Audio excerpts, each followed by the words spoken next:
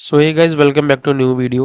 21 अक्टूबर को एक नई मूवी रिलीज़ हुई है मैडॉक हॉरर कॉमेडी यूनिवर्स में MSCU में, जिसका नाम है थामा। ये मूवी को स्टार किया आयुष्मान खुराना ने, नवाजुद्दीन सिद्दीकी ने, रश्मिका मंदाना ने। ये मूवी ओवरऑल इस यूनिवर्स के लिए एक बहुत ज़रूरी मूवी है, क्योंकि क्योंकि जहाँ पे कई यूनिवर्सेस बंद होने के कगार में है, वहाँ पे एक यूनिवर्स ये इमर्ज हो रहा दिख रहा है, और ये यूनिवर्स के लिए एक बहुत इंपॉर्टेंट मूवी थी।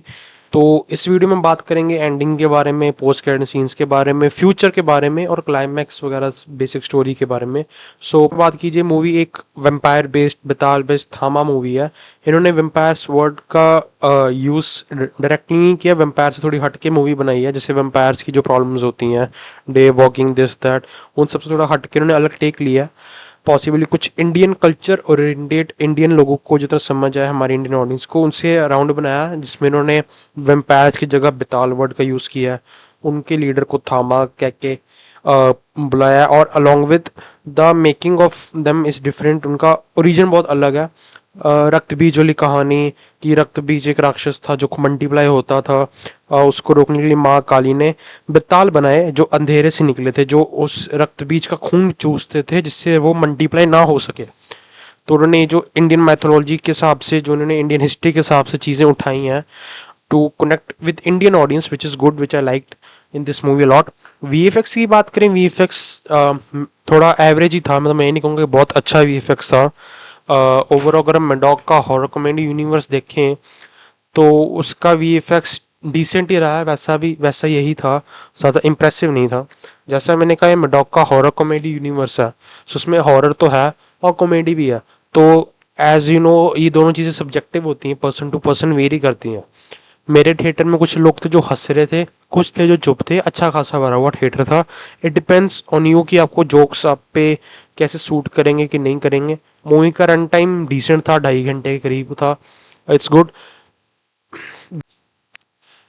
तो गाने वगैरह ठीक हैं, 3-4 गाने, डिपेंड्स, मतलब वो होते ही हैं, अब उसका क्या कर सकते हैं। बट अगर हम कैमियोस के बारे में बात करें, दो मेजर कैमियोस तो, तीन, वैसे तीन दिखाई दिए कैमियोस, जिसमें से एक जेडी के करेक्टर का कैमियो है, अलॉन्ग विद एक भास्कर के करेक्टर का भेड़ी का कैमियो है, अलॉन्ग विद एक सरकटे का कैमियो है, वो एंड में आता है। बट अगर हम ओवरऑल जो कैमियो सबसे अच्छी तरीके से डाला गया, वो कहीं ना कहीं भेड़िए का, वरुण धवन का ही कैमियो था, जो ऑफ कोर्स कहीं ना कहीं इस चीज़ पे शिफ्ट हो जाता, लाइक जैसा हमें लगा ही था। कहीं ना कहीं नवाज के करेक्टर को वो हम पीछे पीछे छोड़ देता, वो कहीं ना कहीं मोर ऑफ बेताल वर्सेस भेड़िया की तरफ ज़्यादा फॉल कर जाती मूवी। बट वो एक्सपेक्टेड ही था, क्योंकि वो ऑलरेडी एक स्टैब्लिश करेक्टर है ही, और नवाज का करेक्टर नया करेक्टर कंपेयर टू हिम, तो उसको, तो उस हिसाब से ठीक है।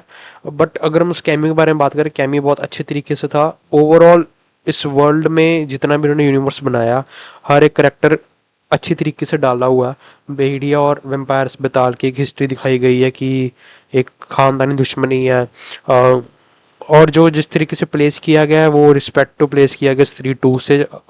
कैमियो इस तरीके से होता है कि स्त्री टू के बाद जो हमारा भेड़िया है, उसको अपनी पावर इसी तरीके से मिल नहीं पा रही।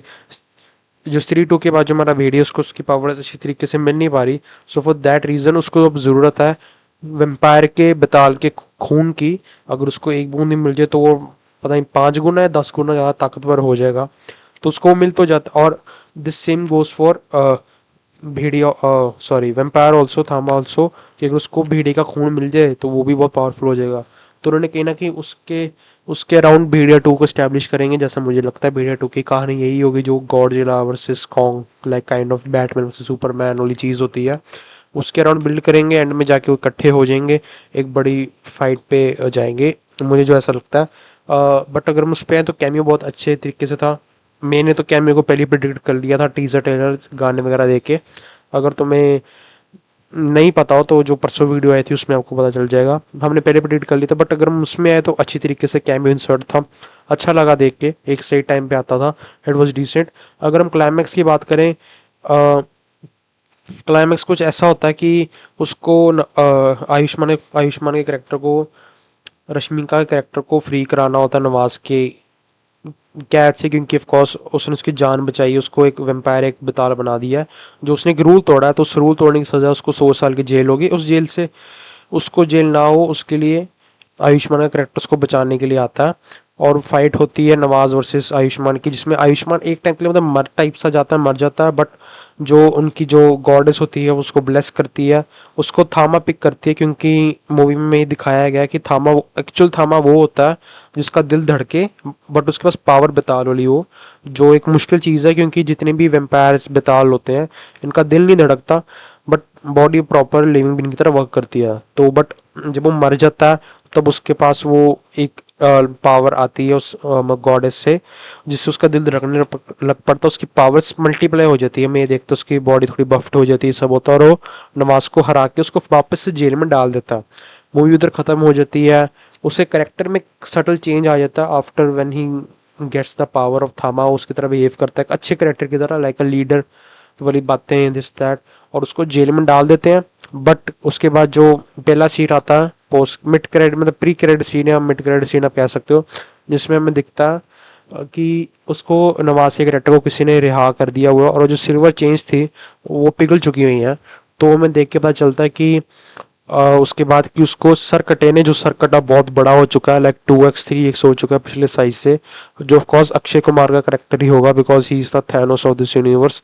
ऐसा उन्होंने प्रोड्यूसर्स ने पहले ही कहा। तो उसको वो आज़ाद कर देता है। और अब दिक्कत ये है, जैसे मैंने बताया था, कि अगर कोई बेताल किसी को काटे तो वो भी एक बेताल बन जाता है, और नवाज यही करना चाहता था। तो अब वहाँ पे उनके पूरी कम्युनिटी में ये डर है कि नवाज अब नए बेताल बनाएगा, लाइक रक्त बीज, जैसा मैंने कहा था, और उसकी पावर जब और डबल और बड़ी हो जाएंगी, क्योंकि उसके साथ वो एक और एंटिटी भी उसके साथ जुड़ चुकी है। तो अब आयुष्मान को भी पावर्स अपग्रेड करने के लिए उसको अब भेड़िए का खून चाहिए। तो और उसके बाद एक और सीन आता है इसमें भेड़िया उनकी इस जंगल में जगह पहुंच चुका हुआ है। वहाँ पे लिखा था हंट बिगेन्स आता है रेड फॉन्ट में, जो दिखाता है कि भेड़िया 2 में इनका बैटल होगा। इसके लिए लग रही है इस यूनिवर्स के लिए होप्स पॉजिटिव है। इसको स्क्रू नहीं करेंगे, मतलब मुंजिया को इन्होंने यूज़ नहीं किया इस मूवी में ज़्यादा, फिर से स्त्री 2 में भी नहीं था वो, इसमें भी नहीं था। So I am excited for again Munjya. या शक्तिशालिनी में शायद मुंजिया को लेके आएंगे, उसको उसके लिए बचा रहे हैं, वो पता नहीं। हाँ, शक्तिशालिनी की भी इन्होंने अनाउंसमेंट कर दी है पोस्ट क्रेडिट में गाने एक, और हाँ गाने के बाद ही करते हैं अनाउंसमेंट, उसमें कर दिए, जिसमें कास्ट में अनीत पड्डा को दिखा दिया गया कि she will be there, and वो अगले साल न्यू ईयर के राउंड आएगी दिसंबर में। सो इसको फॉलो करना चाहते हो तो ये मूवी मिस नहीं कर सकते, जैसा मैंने कहा बहुत इंपॉर्टेंट मूवी है, सो देखनी ज़रूरी है। ओवरऑल अगर मैं इसको रेट करूँ आई will give it a solid 3.75। मैं इसको 4 देना चाहता हूँ, बट अगर गाने एक दो कम होते हैं I will give it a solid 4। But तब तक लिए see you, good bye, keep being amazing, bye. Thanks. Love you. Forever.